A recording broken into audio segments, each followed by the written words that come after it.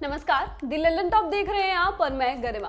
कहते हैं कि साल 1996 के अटलांटा ओलंपिक्स ने भारतीय खेलों को हमेशा के लिए बदल दिया।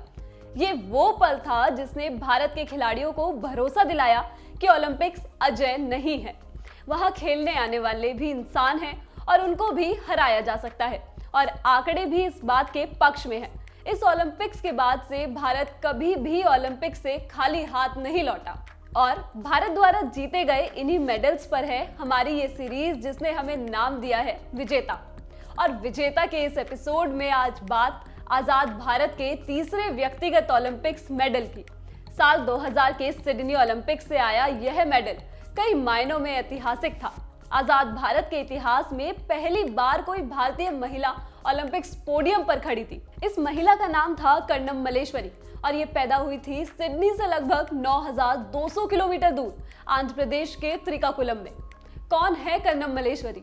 सीधी लाइन में कहे तो कर्णम मल्लेश्वरी ओलंपिक्स मेडल जीतने वाली पहली भारतीय महिला है। लेकिन इस सीधी लाइन में ना तो मल्लेश्वरी का संघर्ष लिखता है और ना ही उनकी मेहनत जिसकी शुरुआत बचपन में ही हो गई थी।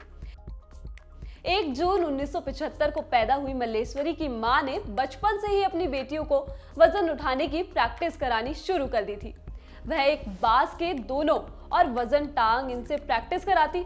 यहाँ जानने लायक यह भी है कि मल्लेश्वरी की मां श्यामला ये किसी मेडल के लिए नहीं करती थी। उनका लक्ष्य बस अपनी बेटियों को मजबूत बनाना था।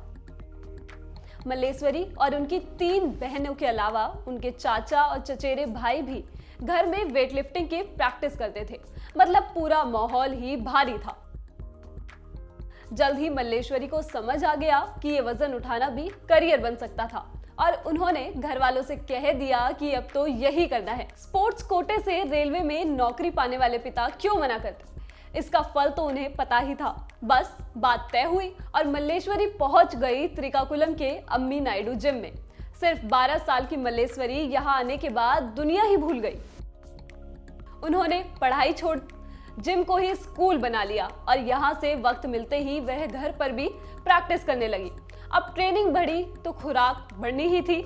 यहाँ काम आई मल्लेश्वरी की माँ, जिन्होंने अपनी पूरी सेविंग्स मल्लेश्वरी की खुराक में डालनी शुरू कर दी।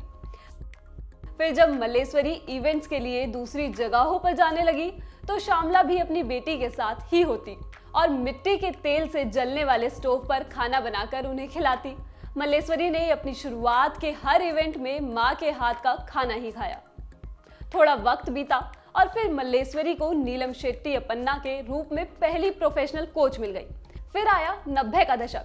सिर्फ 16 साल की उम्र में मल्लेश्वरी नेशनल स्टार बन गई। उन्होंने साल 1991 के सीनियर नेशनल का सिल्वर मेडल जीत लिया, और फिर 1993 की वर्ल्ड चैंपियनशिप का ब्रॉन्ज जीतने के बाद मल्लेश्वरी 1994 में वर्ल्ड चैंपियन बन गई।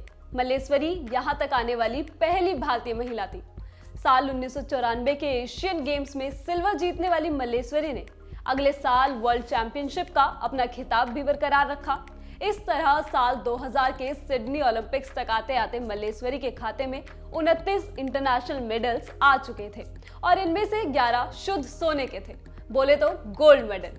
फिर आ गए सिडनी ओलंपिक्स। 2000 Sydney Olympics.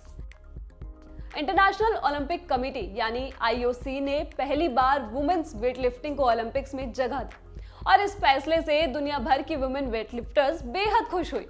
इन खुश होने वालों में मल्लेश्वरी भी थी। लेकिन मल्लेश्वरी के आलोचकों का अलग ही मत था। उनका मानना था कि मल्लेश्वरी का वक्त बीत चुका है, उनसे कुछ नहीं हो पाएगा। इसके पीछे दिए जा रहे थे तमाम तर्कों में से एक उनकी वेट कैटेगरी भी थी। कहा जाता था कि जिंदगी भर 54 किलोग्राम में खेलती आई मल्लेश्वरी 69 किलोग्राम में नहीं टिक पाएंगी। उन्हें लोग अनफिट भी बता रहे थे। यहाँ तक कि जिस दिन मल्लेश्वरी सिडनी में इतिहास रच रही थी, उन्हें सपोर्ट करने मुट्ठी भर लोग ही इकट्ठा थे। यहाँ तक कि एथलीट्स और मीडिया के लोग भी उस दिन भारत और ऑस्ट्रेलिया के बीच हो रहे हॉकी मैच को देख रहे थे। मल्लेश्वरी के इवेंट में कुल 42 में से सिर्फ 4 भारतीय पत्रकार ही मौजूद थे। लेकिन मल्लेश्वरी काफी पहले से ही इन सब चीजों का लोड लेना बंद कर चुकी थी। ओलंपिक्स से ठीक पहले एक पत्रिका ने उन्हें फ्राइड फूड और बियर की शौकीन बता दिया। मल्लेश्वरी के घर वाले बहुत नाराज हुए और उन्हें मनाने के बाद मल्लेश्वरी ने मीडिया को बाय बाय कर दिया। सिडनी ने अपने इवेंट की शुरुआत से ही वो टॉप एथलीट में शामिल रही। उन्होंने स्नैच कैटेगरी में अपनी लिफ्ट 110 किलो पर खत्म की।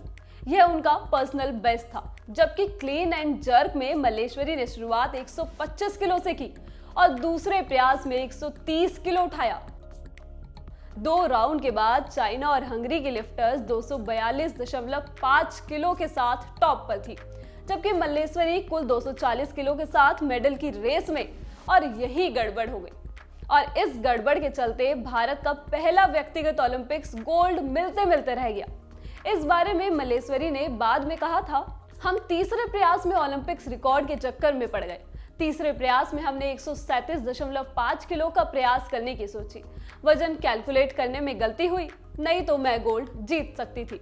दरअसल मल्लेश्वरी अपने आखिरी प्रयास में 133 किलो उठाकर ही गोल्ड मेडल जीत सकती थी, क्योंकि बाकी की दोनों लिफ्टर्स अपने आखिरी प्रयास में फेल हो गई थी। लेकिन 137.5 का फेल प्रयास मल्लेश्वरी को ब्रॉन्ज मेडल जीतने से नहीं रोक पाया। कुल 240 किलो की लिफ्ट के साथ वह ओलंपिक्स मेडल जीतने वाली पहली भारतीय महिला बन गई। ब्रॉन्ज के बाद क्या? सिडनी 2000 ओलंपिक्स का ब्रॉन्ज मेडल मल्लेश्वरी के करियर का हाई पॉइंट माना जाता है और नजरिया बदल दे तो यही हाई पॉइंट मल्लेश्वरी के करियर का अंतिम पॉइंट भी है। इस ओलंपिक्स के बाद साल 2001 में मल्लेश्वरी के बेटे का जन्म हुआ और फिर अगले ही साल मल्लेश्वरी के पिता नहीं रहे। बेटे के जन्म के चलते लिया ब्रेक कुछ लंबा ही खिंच गया। मल्लेश्वरी 2002 के कॉमनवेल्थ गेम्स में नहीं खेल पाई। उन्होंने 2004 के एथेंस ओलंपिक्स में हिस्सा जरूर लिया, लेकिन इन ओलंपिक्स में उनके हाथ कुछ नहीं लगा। 2 अन्य वेटलिफ्टर डोपिंग में फेल हुई। इंटरनेशनल वेटलिफ्टिंग फेडरेशन ने 2004 से 2006 के बीच भारत को 2 बार इंटरनेशनल कंपटीशन से बैन किया और इन सब के बीच मल्लेश्वरी ने चुपचाप इस खेल को अलविदा कह दिया। इस स्टोरी को आपके लिए लेकर आए हैं सूरज। आप देखते रहिए दी ललन टॉप। शुक्रिया।